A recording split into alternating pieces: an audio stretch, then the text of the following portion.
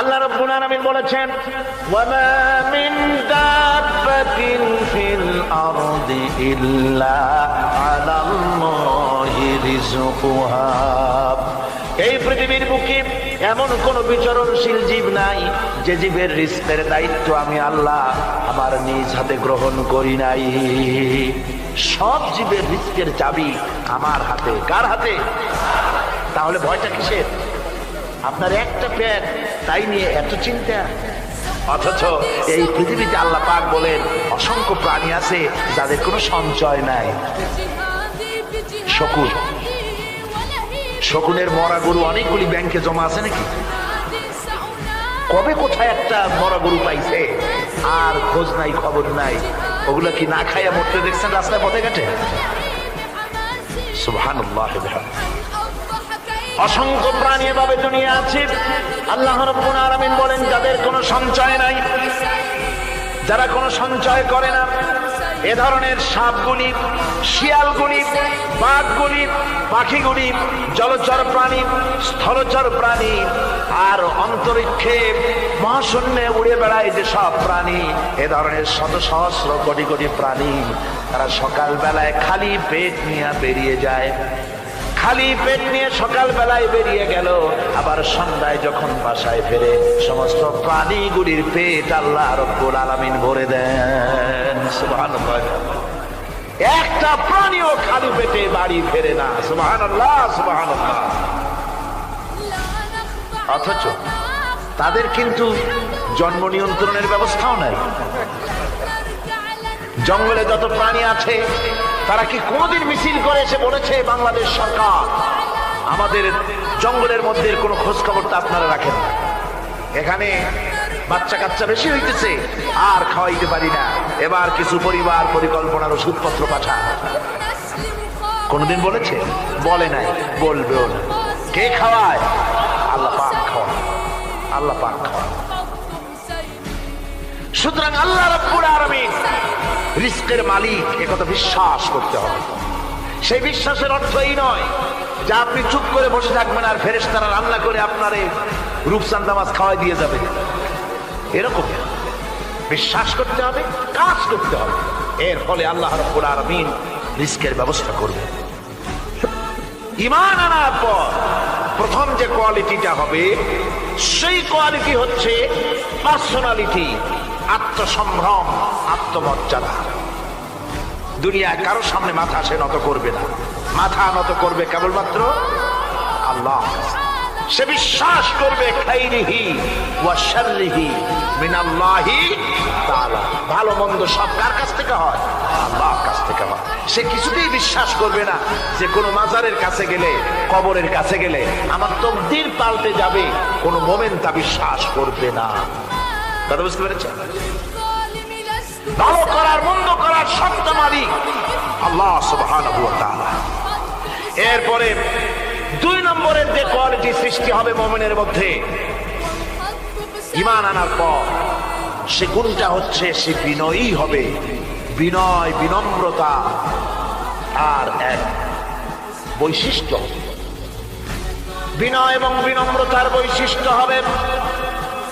তার কারণ হচ্ছে ঈমান আনার পরে সে জানতে পেরেছে আল্লাহ রাব্বুল আলামিনের কর্তৃত্ব থেকে বেরিয়ে আসার ক্ষমতা কারো নাই। অহংকার করে যাব কোথায়? আস্ফালন করে যাব কোথায়? আল্লাহর রাজত্বের বাইরে, আল্লাহর ক্ষমতার বাইরে যাওয়ার ক্ষমতা তো কারোই নাই। সুতরাং অহংকার তার মধ্যে জায়গা পাবে না।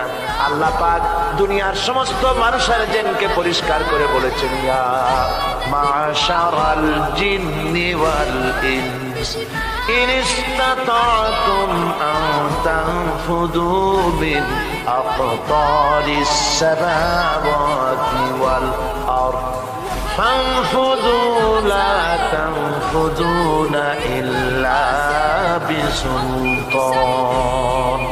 হে পৃথিবীর মানুষেরা আর জেনেরা, যদি সম্ভব হয় আমার আকাশের নিচের থেকে, জমিনের উপর থেকে বেরিয়ে যা।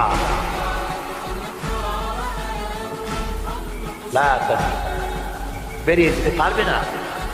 আমি আকাশ এবং জমিন থেকে যদি সম্ভব করতে পারো বেরিয়ে যা। আর যদি কোনো আকাশ থাকে তার নিচে যা, আর যদি কোনো জমিন থাকে তার উপরে যাও। এমন দেশ যদি পাও যেখানে আমার আলো ছাড়া কোনো আলো আছে, আমার বাতাস ছাড়া কোনো বাতাস আছে, আমার চাঁদ সূর্য ছাড়া কোনো চাঁদ সূর্য আছে, যাও সেখানে। আল্লাহ রাব্বুল আলামিন বলেন নাই এরকম যাওয়ার কোনো উপায় নাই। আমি আল্লাহ রাব্বুল আলামিন আকাশ আর জমিন দিয়ে প্যাকেট করে রেখেছি, আটকায় রেখেছি। আমার রাজত্ব থেকে, আমার ক্ষমতা থেকে, আমার কর্তৃত্ব থেকে বেরিয়ে যাওয়ার ক্ষমতা কোনো মানুষের নাই, কোনো জেনের নাই, কোনো প্রাণীর নাই। সুবহানাল্লাহ। মানুষ হচ্ছে অহংকার কিসের হবে? তোমরা হচ্ছ ফকির। আল্লাহ পাক বলছেন ওয়াল্লাহুল গনিয়্যু ওয়া আনতুমুল ফুকারা। আল্লাহ হচ্ছেন গনি। আল্লাহ কি? গনি, বেনিয়াস, বেপরোয়া। ফাআলুন লিমা ইউরিদ, যা খুশি তাই করে, কারো মুখাপেক্ষী তিনি নন। কোরআনে কারীমে রব্বুল আলামিন বলেছেন নবী আপনি আমার ব্যাপারে, আমার গুণাবলীর ব্যাপারে বলুন।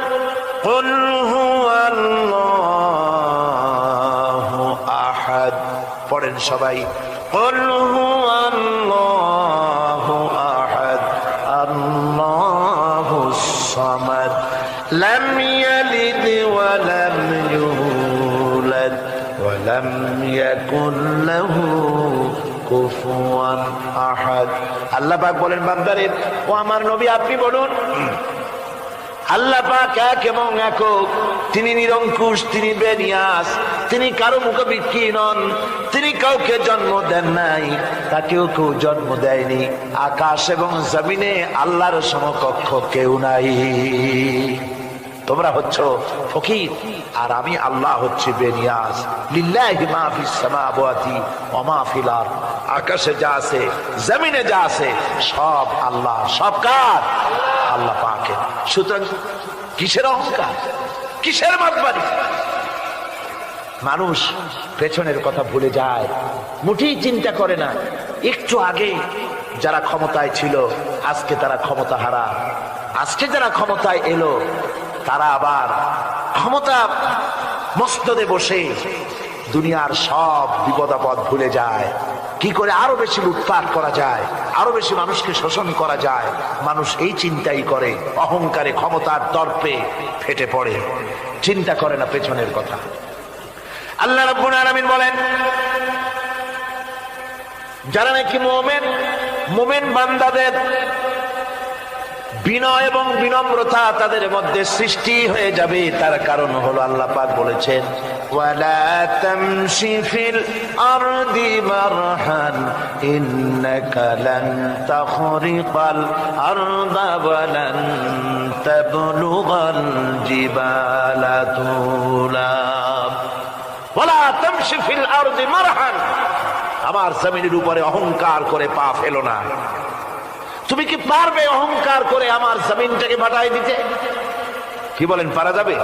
অহংকার করে জমিনের উপরে লাথি মারেন জোরে, জমিন ফাটবে? ফাটবে না, আপনার পা ছিঁড়ে যাবে। আপনি কি পারবেন অহংকার করে পাহাড়ের উচ্চতা লাফ দিয়ে ছাড়াই যেতে পারবেন? তাও পারবেন। সুতরাং আল্লাহ পাকের উপরে ঈমান আনলে পরে তাদের মাথা এভাবে নত হয়ে যায়, অহংকার তাদের মধ্যে জায়গা পায় না। অহংকার কিসের? কিসের অহংকার তোমার? মানুষ তার জন্মের কথা, কোরআনে কারীম বলে মানুষ কি তার জন্মের কথা স্মরণ করে না? তোমার তো এমন অবস্থা ছিল দুনিয়ায় উল্লেখযোগ্য বিষয়বস্তু হিসাবে তুমি পরিগণিত ছিলে না। তুমি হচ্ছ, তোমার জন্মের উৎস কথা হচ্ছে এক ফোঁটা নাপাক পানি, এমন নাপাক পানি যা শরীর থেকে নির্গত হলে পরে গোসল করা ওয়াজিব হয়ে যায়। এমন এক ফোঁটা নাপাক পানি যার জন্মের উৎস, তার আবার অহংকার কিসের? পৃথিবীতে অহংকার যারাই করলো আল্লাহ পাক তাদেরকে ভালো করে দেখায় দিলেন। নমরুদকে দেখায়ছেন, ফেরাউনকে দেখায়ছেন, যুগের ছোট ছোট নমরুদ ফেরাউন যেখানে যেখানে খুঁজে খুঁজে ফেরাউন হয়েছে আল্লাহ সকলকেই দেখিয়ে দিয়েছেন। দেন নাই? দেখিয়ে দিয়েছেন। সুতরাং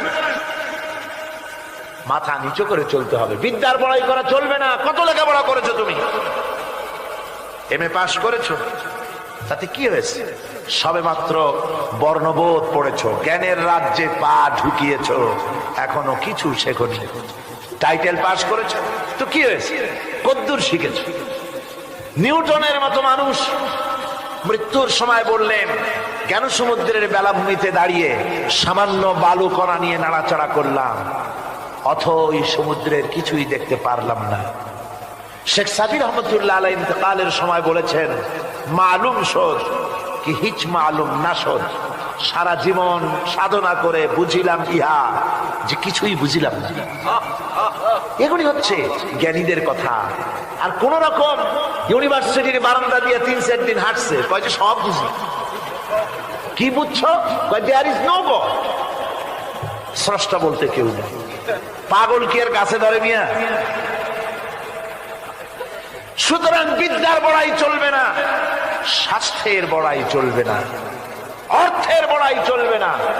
অর্থের বড়াই করবে, কত অর্থ তোমার হয়েছে, আল্লাহ যদি ইচ্ছে করেন ব্রেনের মধ্যে, মগজের মধ্যে এমন টিউমার করে দিবেন, মগজের মধ্যে এমন ক্যান্সার করে দেবেন, হার্টের ভিতরে এমন ক্যান্সার লাগাই দিবেন, 14 গোষ্ঠী বিক্রি করলে ঔষধের পয়সা হবে না।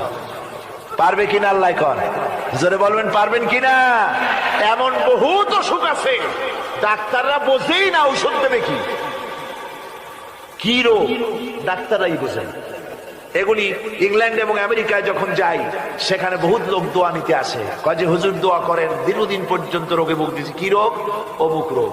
তাই এখানে এত মডার্ন মেডিকেল সায়েন্স এত উন্নত হয়েছে, ডাক্তাররা কি কয়? কয় ডাক্তাররা ব্লাড, স্টুল, ইউরিন, কুষ্ঠশুদ্ধার টেস্ট ফেস্ট করিয়া কয় যে বুঝি না কি হয়েছে। সুতরাং মুমিন বান্দা যারা আল্লাহর দ্বীনকে কবুল করবে, কালেমা পড়বে, তার অন্যতম একটি কোয়ালিটি হচ্ছে সে বিনয়ী, বিনম্র হবে। সুবহানাল্লাহ।